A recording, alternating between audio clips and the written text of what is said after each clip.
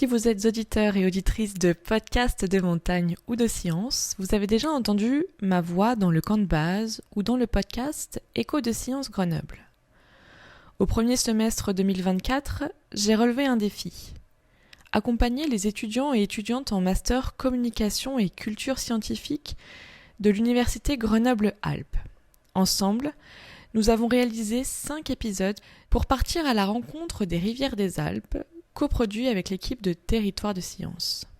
Cette semaine, retrouvez chaque jour un nouvel épisode pour exprimer une nouvelle facette de nos rivières si riches et pourtant si fragiles. Le camp de base. Le camp de base. Rencontre au sommet. Écho Sciences Grenoble.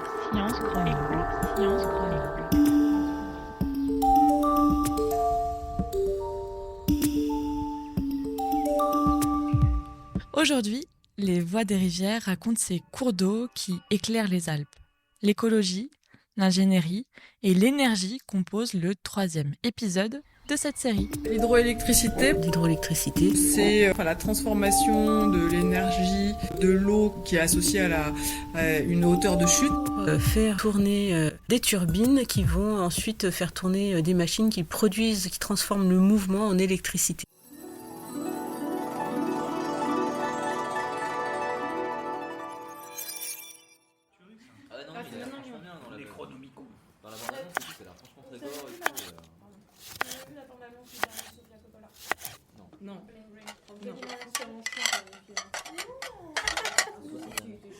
Ça y est, elle est partie. Le dernier saumon, il est pas terrible. Ah, quel plaisir de tous se retrouver autour de la première raclette de la saison.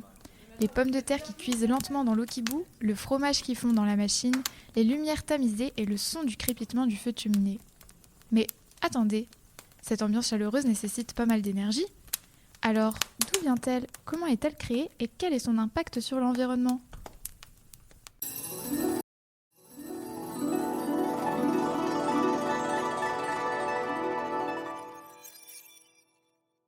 Pour répondre à ces questions, je pars à la rencontre d'acteurs de l'hydroélectricité en Isère.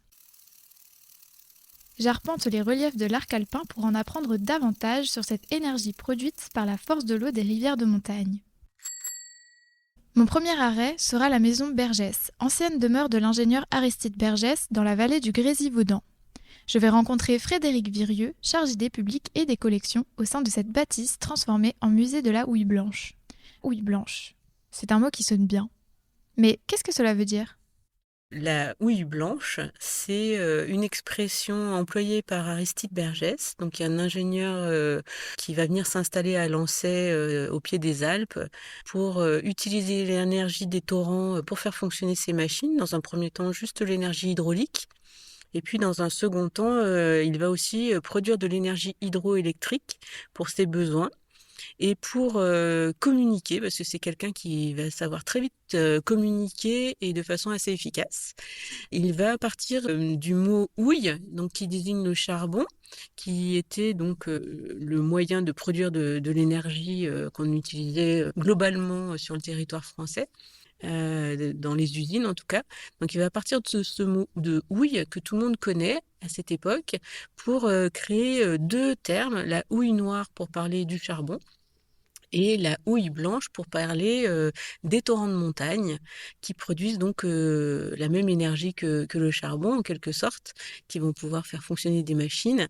Et cette houille blanche, elle fait référence à la fonte des neiges qui va donc gonfler les torrents de montagne dont il utilise l'énergie. En 1925, à Grenoble, va avoir lieu une exposition internationale dédiée à la houille blanche et au tourisme. Et donc cette exposition, pendant plusieurs mois, elle va attirer les foules et marquer Grenoble, lui donner une image comme ça de ville moderne. Donc, et ce terme de houille blanche, du coup, va traverser un peu les époques, même si aujourd'hui il est un peu oublié. Pendant plus d'un siècle, en tout cas, il va vraiment perdurer dans la mémoire des gens. Ça va vraiment leur parler. Ce musée, pas comme les autres, au cœur de la maison des Bergès, c'est le résultat d'une aventure qui a démarré il y a une centaine d'années. Les enfants Bergès, dès 1925, dès l'exposition internationale de la houille blanche et du tourisme qui s'était déroulée donc à Grenoble, avaient commencé à rassembler des objets ayant appartenu à Aristide Bergès et pour rappeler le travail de leur père autour de la houille blanche et des papeteries. Ils ont présenté un certain nombre de matériels comme des conduites forcées, des turbines, un plan relief de la vallée du Grésivaudan. Et à l'issue de l'exposition, plutôt que de laisser tout ça repartir, les enfants les installent dans le parc de la maison. C'est comme ça qu'est né un premier musée après l'exposition de 25.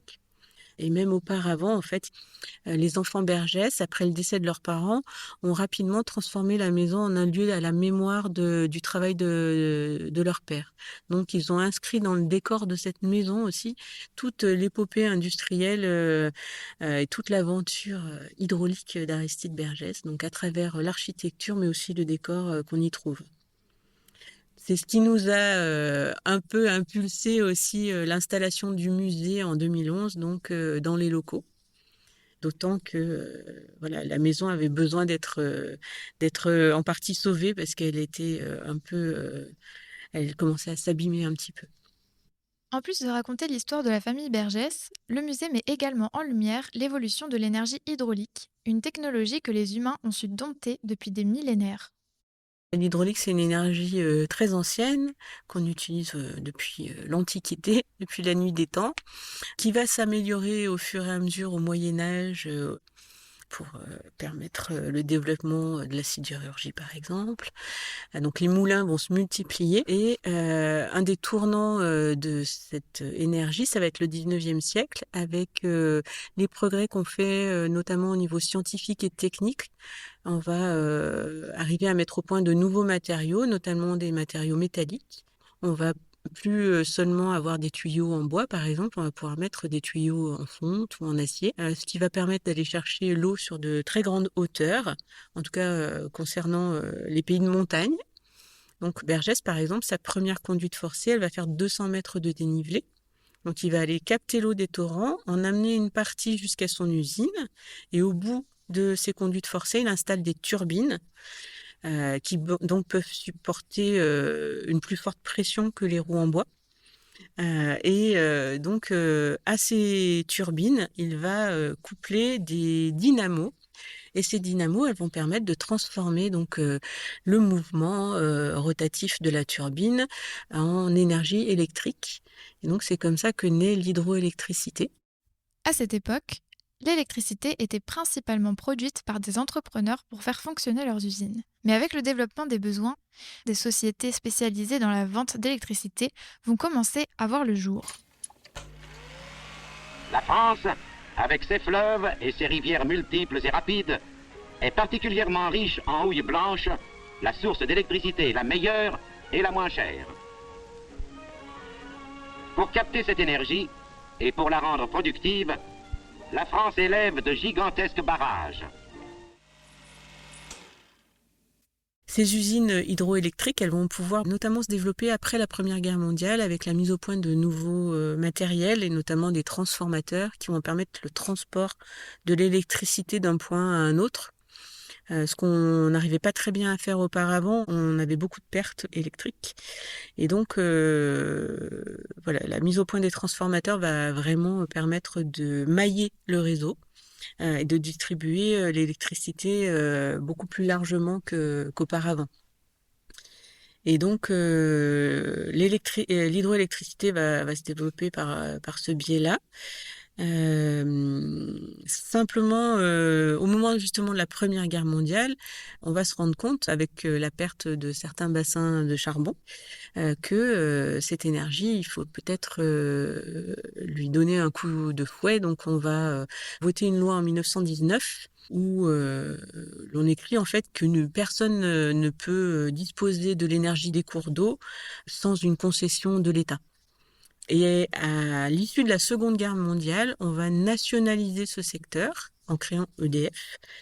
Et jusqu'en 2008, et même encore un peu aujourd'hui, c'est EDF qui a le monopole de la production hydroélectrique. C'est eux qui vont construire les grands barrages. Entre les années 1945 et 1970, c'est vraiment EDF qui met en place toute une série de grands barrages. C'est là, vraiment l'âge d'or de l'hydroélectricité. Et puis, dans les années 2000, on va passer à une mise en concurrence pour l'électricité. Et donc là, EDF n'est plus le seul producteur. On va avoir des petits producteurs, par exemple dans la région, il y en a plusieurs qui vont produire de l'électricité et ils vendent leur production à EDF. Pendant des années, l'hydroélectricité a été une vraie révolution, faisant la réputation du bassin grenoblois. Néanmoins, avec le temps, de nombreux enjeux ont fait surface, nous interrogeant sur l'avenir de cette technologie. La houille blanche, c'est sûrement une énergie qui peut se développer après, peut-être plus aux mêmes endroits qu'auparavant, avec la fonte des glaciers. Ça risque de poser en fait des questions et des problèmes pour l'avenir. Peut-être qu'il faudra déplacer en tout cas les centres d'exploitation de la houille blanche, et on pourra peut-être plus l'appeler comme ça, en tout cas dans la région. Voilà. Le réchauffement climatique fait que, en tout cas, on voit bien que il y a plus de glaciers l'été. En tout cas, voilà, c'était un beau rêve à l'époque d'Aristide Bergès de vouloir s'installer là pour pouvoir avoir une énergie qui se renouvelle sans cesse et qui soit pas polluante, parce que malgré tout, c'est ce qu'il me dit de cette énergie-là. C'était vraiment une façon visionnaire, je pense, de voir les choses.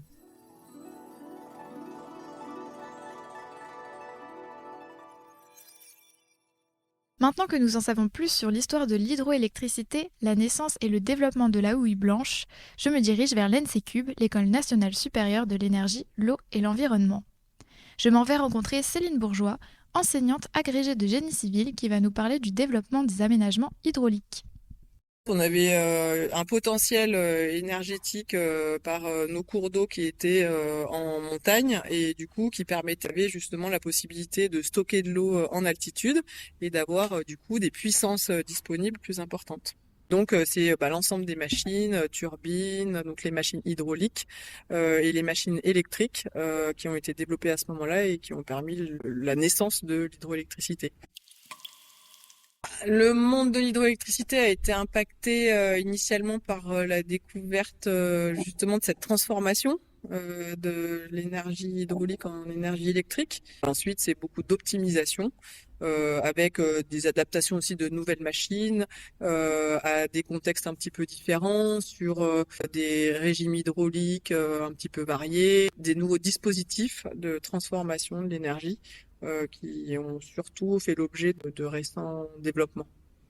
De récents développements, d'accord. Mais qu'est-ce qui a changé depuis 100 ans ? Est-ce que l'hydroélectricité est toujours abordée de la même façon ? Les changements dont on peut parler sur la partie hydroélectrique, c'est peut-être plus l'orientation et le focus qui est pris sur les impacts en fait des aménagements quels qu'ils soient, donc aussi les aménagements hydroélectriques sur l'environnement, parce que lorsqu'on va construire un barrage, on va avoir des impacts environnementaux puisque on va modifier les écosystèmes en fait, inonder une plaine, on va inonder des forêts éventuellement. En France, c'est plus le cas puisque comme je vous le disais, il n'y a plus de grosses retenues, mais à l'étranger, il y a quand même encore des gros projets de barrages avec des impacts importants et sociaux et environnementaux.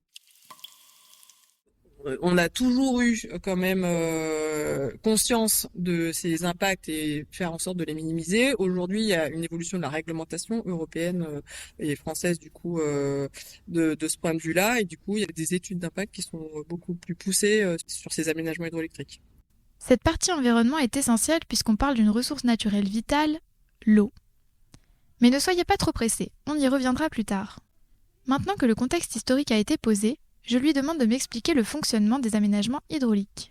En fait, une centrale hydroélectrique, quand on parle de centrale, c'est plutôt la partie usine, où justement il va y avoir toutes les transformations de l'énergie, et en fait cette centrale peut être alimentée par plusieurs barrages avec des réseaux qui vont converger vers une centrale. Un aménagement hydroélectrique global, ça va être des barrages, les réseaux et la centrale et la partie de transformation électrique en aval. Donc ça va former l'ensemble de l'aménagement hydroélectrique, une pièce du puzzle quoi.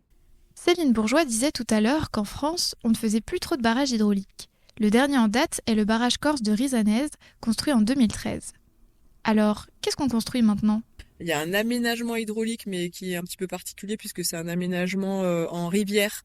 Donc c'est pas vraiment un barrage qui crée une retenue d'eau, mais on utilise l'énergie de la rivière malgré tout, qui a été fait sur la Romanche, donc un cours d'eau dans la vallée de Bourdoisan, et là qui a permis en fait de remplacer 6 anciennes centrales qui dataient du début de la houille blanche par une seule centrale plus efficace. La capacité hydroélectrique a quand même été bien exploitée. Le potentiel de développement aujourd'hui, c'est effectivement de créer des systèmes de stations de transfert d'énergie par pompage, qu'on appelle des STEP.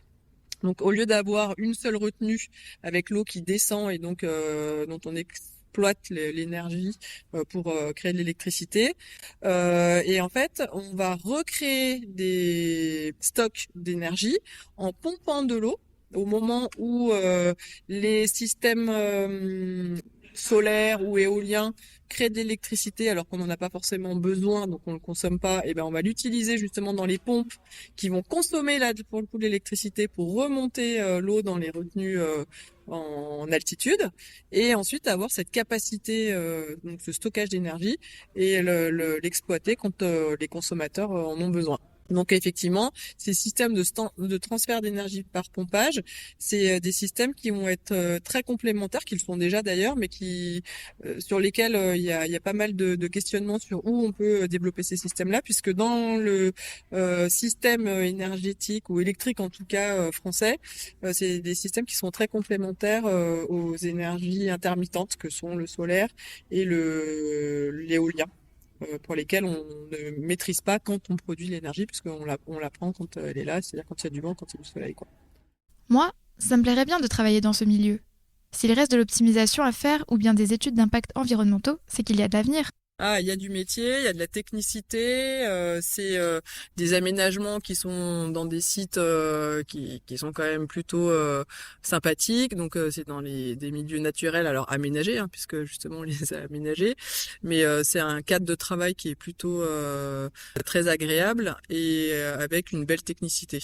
Il y a encore un bel avenir, même si effectivement c'est un commentaire à juste titre qui est fait que en France il y aura plus forcément beaucoup de projets de nouveaux barrages. Il y a quand même encore beaucoup de métiers là-dessus, parce que en plus l'ingénierie française est quand même bien réputée à l'international sur cette discipline, et du coup sur des gros projets ou plus ou moins gros d'ailleurs hydroélectriques à l'international, on a souvent de l'ingénierie française qui est impliquée. Et puis, comme je disais, il y a quand même toute la maintenance en fait du parc actuel qui nécessite de l'activité, une activité importante.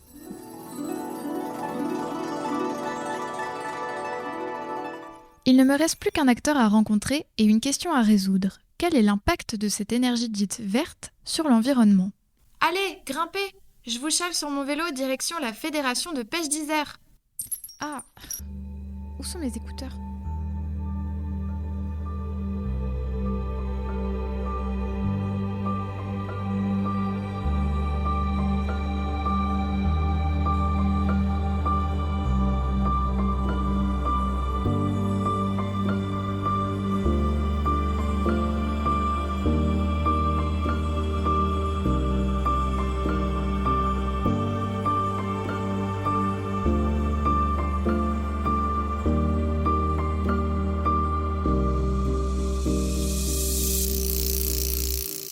Je crois qu'on est arrivé. On entend d'ici les oiseaux chanter et les chutes d'eau. Ah, je vois Théologa là-bas. Ah oui, j'ai oublié de vous le présenter. C'est un technicien de la Fédération de pêche de l'Isère.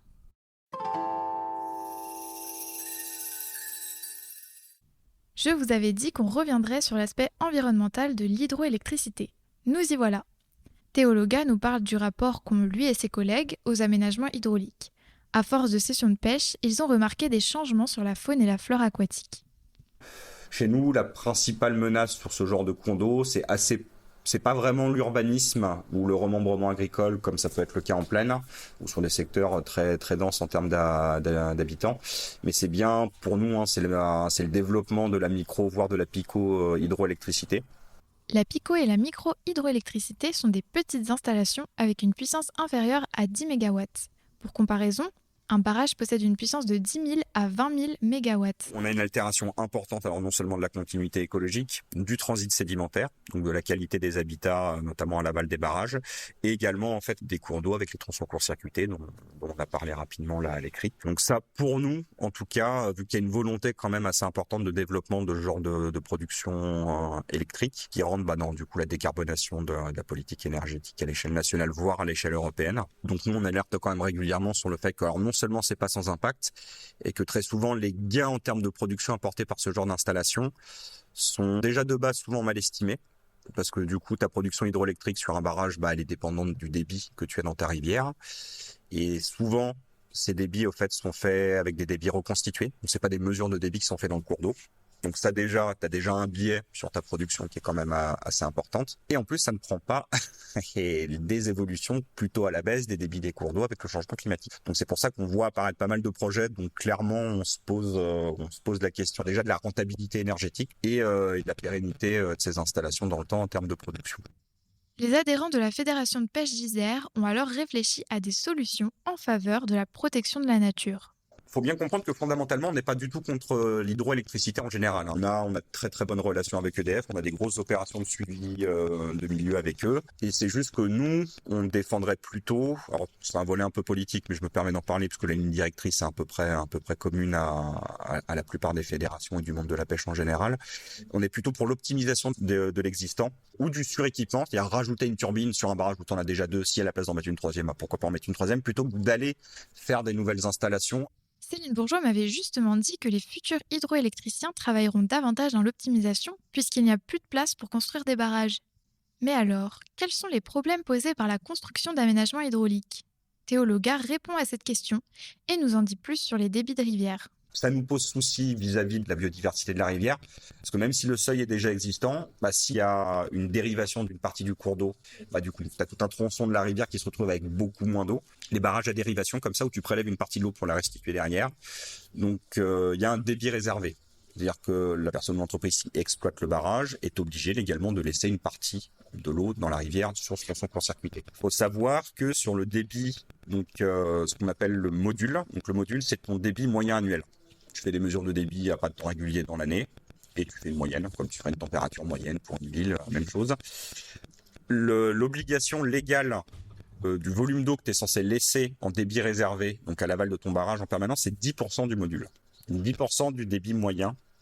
Et c'est sans dérogation. Avec dérogation, tu peux, donc ça c'est 1/10, 10%, tu peux aller à 1/40 du module si tu as une dérogation pour production urgente ou je sais quoi. Et il y a des arbitrages pas très très favorables parce que jusque-là, le bassin méditerranéen ne pouvait pas faire l'objet de cette dérogation, passer du 1/10 au 1/40, et c'est désormais le cas depuis 2-3 ans, si je dis pas de bêtises. D'ailleurs, pour un exemple plus concret, on peut citer le barrage de Saint-Égrève où le substrat est différent et la densité de poissons n'est pas la même.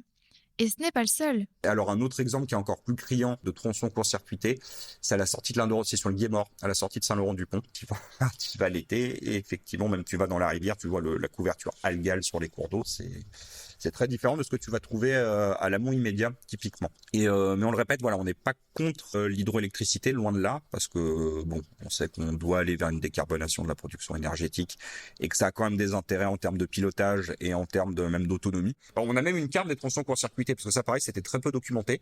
Et ça, c'est un gros travail qu'on a fait avec la DDT et l'Office français de la biodiversité, qu'on a fait en 2022 et qu'on a continué un peu en 2023, où il y avait des informations parcellaires. Donc, tous les barrages, évidemment, sont déclarés, notamment qui regroupent les installations, le type d'installation, les tronçons court-circuités, leur linéaire, quel débit réservé ils ont, parce que sur certains secteurs, des fois qu'ils estiment la production suffisante, il y a des débits réservés qui peuvent être supérieurs, parce que ça fait aussi partie du patrimoine industriel français, faut pas l'occulter, ça non plus. Enfin, on finit notre discussion sur les projets émergents et innovants de l'énergie hydraulique en Isère. Il y a encore des propositions. Il y a un projet, par exemple, on quitte un peu le secteur montagne, mais il y a sur le Rhône, il y a un projet là qui vient d'être abandonné par l'État. Donc il y avait un projet de remettre, un gros barrage sur le Rhône, sur le dernier secteur de 20 km où il n'y en avait pas. Et ça a fini par être retoqué, déjà parce que nous on a beaucoup insisté sur les impacts environnementaux. Et en plus, parce que la rentabilité du projet sur le plan énergétique et financier était déjà très discutable. Alors qu'en plus, il y a quand même des voies d'amélioration, soit par suréquipement, soit par modernisation, des centrales. Il y a plusieurs voies comme ça qui sont déjà exploitables, qui seraient d'un point de vue financier et production beaucoup plus intéressantes. Il y a un projet très concret qui est déjà réalisé, qui a été fait sur la Romanche du coup par EDF. Donc du coup, entre Visil et Bourdoisan, tu avais 4 barrages, donc des barrages au fil de l'eau. Tu retiens l'eau et tu fais passer directement l'eau dans des turbines. Il y avait 4 barrages le long de la Romanche. EDF a du coup démantelé ces 4 barrages avec travaux de renaturation derrière. On a monté un nouveau, donc c'est le barrage de Livet. Le module est quand même assez élevé. Donc en fait, le débit réservé qui est laissé du coup en permanence à l'aval de cet ouvrage est satisfaisant d'un point de vue des habitats et de la qualité d'eau pour les poissons. Donc ce barrage à lui seul produit 40% de plus que le cumul des 4 barrages précédents. Et voilà, c'est plutôt ce genre de projet qu'on aimerait voir émerger, plutôt que d'aller rajouter des petites centrales ça et là sur des fois des cours d'eau où on a à se demander si dans 10 ou 15 ans il y aura encore de l'eau.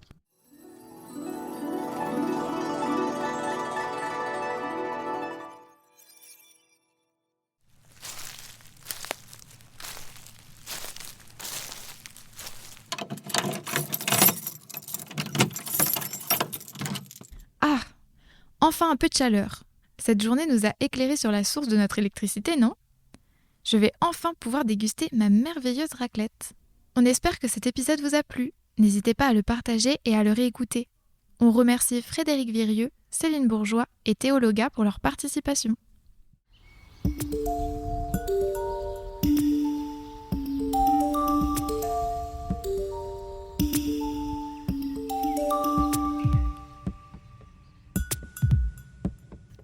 Ce 3e épisode des Voix des rivières est terminé. Il a été réalisé par Lisa Binoche, Chloé Etoiti et Hector Pillot, avec le concours d'Émilie Ducamp-de-Basse pour le mixage. Merci à l'équipe de Territoire de Science, Marion Sabourdi, Pascal Moutet, Audrey Kordzinska et Agathe Julliard pour le soutien éditorial. Prochainement dans le podcast, les rivières qui menacent les populations des Alpes. Dans la nuit du jeudi 20 au vendredi 21 juin 2024, le petit hameau de la Bérarde, niché au cœur du massif des Écrins, a connu l'une des inondations les plus dévastatrices de son histoire. Une crue soudaine, liée à des pluies abondantes et à la fonte des neiges, emporte routes et infrastructures. Emporté par la violence des torrents, le hameau de la Bérarde a été littéralement rayé de la carte. À la Bérarde, village englouti, le soleil scintille au-dessus des ruines. Retrouvez les liens de tous les épisodes de cette série en description. À demain pour de nouvelles aventures.